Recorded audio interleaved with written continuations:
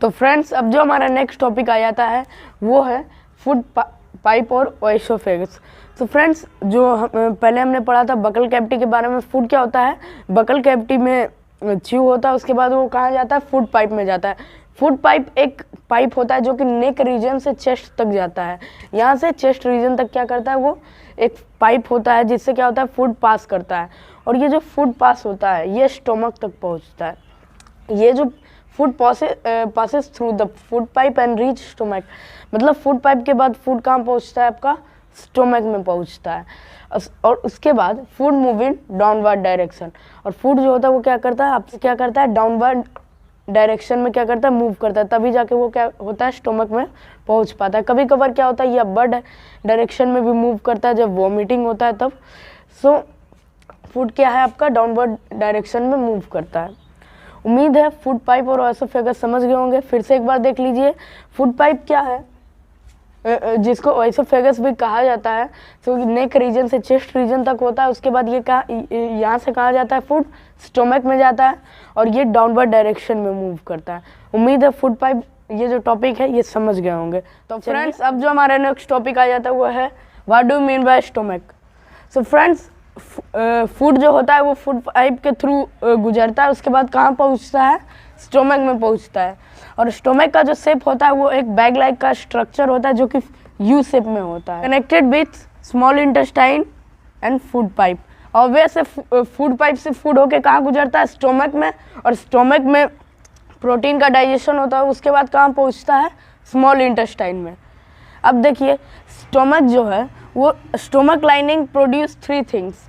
पहला म्यूकस, दूसरा hydrochloric acid, तीसरा डाइजेस्टिव जूस। तो स्टोमक लाइनिंग जो है वो 3 थिंग्स को प्रोड्यूस करता है। उसके पास देखिए, पहला म्यूकस है।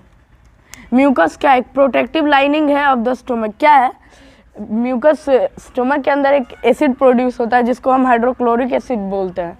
तो उससे क्या करता है, स्टोमक को बचाता है। ये बहुत ही पावरफुल एसिड है।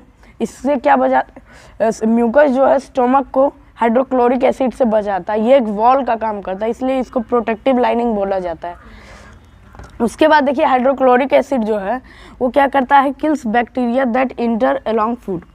अब हाइड्रोक्लोरिक एसिड प्रोड्यूस होता है, किस लिए होता है, ये क्या करता है, किल्स बैक्टीरिया, जो फूड के साथ जो भी बैक्टीरिया इंटर करते हैं फूड के साथ, तो उस बैक्टीरिया को क्या करता है, हाइड्रोक्लोरिक एसिड मार देता है, ख़त्म कर देता है। उसके बाद देखिए डाइजेस्टिव जूस। डाइजेस्टिव जूस में क्या है, देखिए, break protein into simpler substances. So stomach में क्या है, डाइजेस्टिव जूस प्रोड्यूस होता है और वो क्या करता है, प्रोटीन का डाइजेशन करता है। मतलब प्रोटीन को सिंपल सब्सटेंस में कन्वर्ट कर दिया, मतलब यहाँ पे प्रोटीन का आपका डाइजेशन होता है। उम्मीद है ये टॉपिक, स्टोमक टॉपिक समझ गए होंगे। तो फ्रेंड्स, अब जो हमारा नेक्स्ट टॉपिक है वो है स्मॉल इंटेस्टाइन। तो फ्रेंड्स, फूड जो होता है स्टोमक के बाद कहाँ पहुँचता है, स्मॉल इंटेस्टाइन में। स्मॉल इंटेस्टाइन क्या होता है, हाईली कॉइल्ड शेप का होता है और 7.5 मीटर लॉन्ग होता है। होता क्या है, लार्ज इंटेस्टाइन जो होता है वो छोटा होता है और स्मॉल इंटेस्टाइन जो है वो बड़ा होता है। उसका जो सेंटीमीटर स्केल से उसे नापेंगे तो वो कितना होता है, 7.5 मीटर का स्मॉल इंटेस्टाइन आपका होता है। उसके बाद है कंप्लीट डाइजेशन टेक्स प्लेस। है स्मॉल इंटेस्टाइन में ही आपका कंप्लीट डाइजेशन होता है। ये बात हमेशा याद रखें कि मेन डाइजेशन कहाँ होता है, स्मॉल इंटेस्टाइन में। उसके बाद है गेट सिक्रीशंस फ्रॉम 2 ग्लैंड।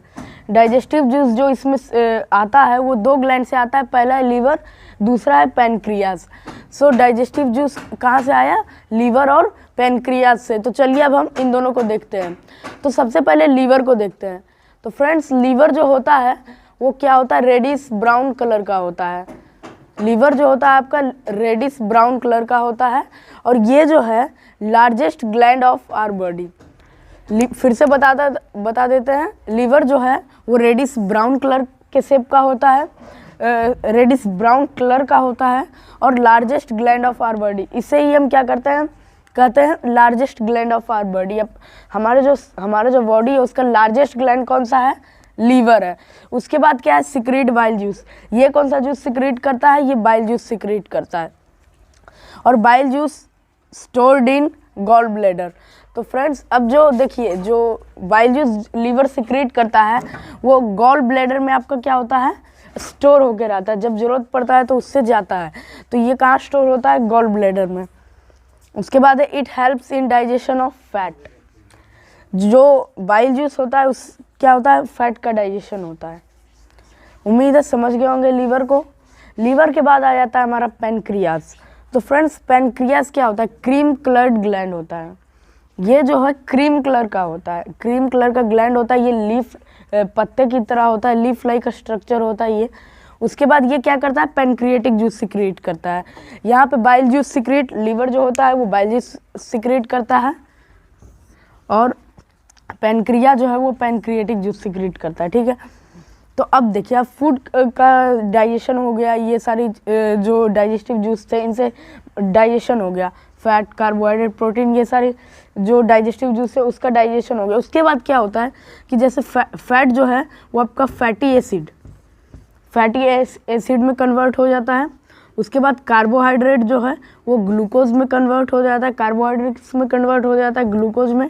और प्रोटीन जो है वो आपका एमिनो एसिड में, प्रोटीन किस में, एमिनो एसिड में कन्वर्ट हो जाता है। उम्मीद है पूरा डाइजेशन समझ गए होंगे। डाइजेशन में क्या है, स्मॉल इंटेस्टाइन में फुल डाइजेशन होता है। इसमें दो ग्लैंड जो होते हैं अपना डाइजेस्टिव जूस सिक्रेट करते हैं। पहला है लीवर, दूसरा पैनक्रिया। लीवर में फैट का, लीवर बाइल जूस सिक्रेट करता है, उससे फैट का डाइजेशन होता है। पैनक्रिया पैनक्रियाटिक जूस सिक्रेट करता है, जिससे क्या होता है, फैट, कार्बोहाइड्रेट, प्रोटीन, इन सारे चीज़ों का क्या होता है, डाइजेशन होता है। उम्मीद है स्मॉल इंटेस्टाइन समझ गए होंगे। चलिए आगे बढ़ते हैं। तो फ्रेंड्स अब जो हमारा नेक्स्ट टॉपिक आ जाता है वो एब्जॉर्प्शन इन स्मॉल इंटेस्टाइन।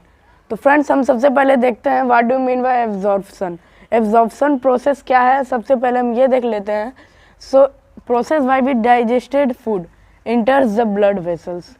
ये एक ऐसा प्रोसेस है जिसमें क्या होता है, डाइजेस्टिव फूड जो होते हैं वो ब्लड वेसल्स में जाते हैं। उसके बाद जो नेक्स्ट है वो है विलाई।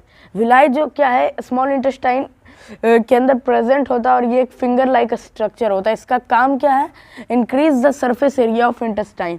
क्या है, small intestine, small finger like structure on the inner wall of small intestine. ये स्मॉल फिंगर लाइक स्ट्रक्चर होता है जो कि इनर वॉल, स्मॉल इंटेस्टाइन के इनर वॉल में होता है। और इसका काम क्या होता है, increase the surface area of intestine. ये क्या करता है, स्मॉल इंटेस्टाइन का सरफेस एरिया बढ़ा देता है। जब कोई भी फूड इसमें एंटर करता है तो उससे इसका इजीली डाइजेशन हो जाएगा। उसके बाद जो नेक्स्ट है एसिमिलेशन। एसिमिलेशन क्या है, process by which body organs utilize the digested food. Absorption में क्या था, डाइजेस्टेड फूड आपका ब्लड वेसल्स में जाते थे। और एसिमिलेशन क्या है कि ये जो डाइजेस्टेड फूड है ये बॉडी ऑर्गन्स जो यूटिलाइज करता है, उस प्रोसेस को हम एसिमिलेशन बोलते हैं। क्या है, process by which body organs utilize the digested food. So digested food को जो बॉडी हमारा यूटिलाइज करता है, जिस उम्मीद है ये टॉपिक समझ गए होंगे। तो फ्रेंड्स अब जो हमारा नेक्स्ट टॉपिक आ जाता है वो है लार्ज इंटेस्टाइन। तो फ्रेंड्स हमने देखा था कि फूड स्मॉल इंटेस्टाइन से गुजरता है, उसके बाद स्मॉल इंटेस्टाइन में इसका फुल डाइजेशन होता है। सो स्मॉल इंटेस्टाइन के बाद फूड जो है वो आपका लार्ज इंटेस्टाइन में पहुँचता है। तो लार्ज इंटेस्टाइन का लेंथ जो होता है 1.5 मीटर। मैंने आपको बताया था कंपैरिजन में लार्ज इंटेस्टाइन और स्मॉल इंटेस्टाइन का, स्मॉल इंटेस्टाइन ज़्यादा बड़ा होता है, वो 7.5 मीटर का होता है, और ये जो होता है वो लगभग 1.5 मीटर का होता है। उसके बाद है वाइट ट्यूब लाइक स्ट्रक्चर। आपका जो लार्ज इंटेस्टाइन होता है उसका शेप क्या है, ट्यूब लाइक स्ट्रक्चर होता है, एक वाइट ट्यूब लाइक स्ट्रक्चर होता है, वो लार्ज इंटेस्टाइन का होता है। उसके बाद है rest of the waste undigested food get out of the body through the rectum. अब जो वेस्ट मटेरियल जो बचे थे और कुछ जो अनडाइजेस्टेड फूड थे वो क्या होते हैं, लार्ज इंटेस्टाइन के बाद रेक्टम में जा करके वो एनएस के थ्रू बाहर चले जाते हैं। उसके बाद देख लीजिए इजेशन। मैंने आपको बताया था इजेशन प्रोसेस है। सो इजेशन क्या है प्रोसेस, इजेशन जो है ये एक लास्ट प्रोसेस आ जाता है जिसमें कि अनडाइजेस्टेड फूड जो भी वेस्ट मटेरियल होते हैं वो बॉडी के आउट हो जाते हैं। तो क्या है process by which waste undigested food get out of the body through the anus. Anus के थ्रू क्या होते हैं, सारे अनडाइजेस्टेड फूड जो भी वेस्ट मटेरियल बच जाते हैं वो क्या होते हैं, फूड अनडाइजेस्टेड फूड बाहर चले जाते हैं, और इसी प्रोसेस को हम इजेशन बोलते हैं। तो फ्रेंड्स यहाँ पे हमारा ह्यूमन डाइजेशन का टॉपिक ख़त्म होता है, लार्ज इंटेस्टाइन लास्ट था। तो उम्मीद है समझ गए होंगे। चलिए आगे बढ़ते हैं।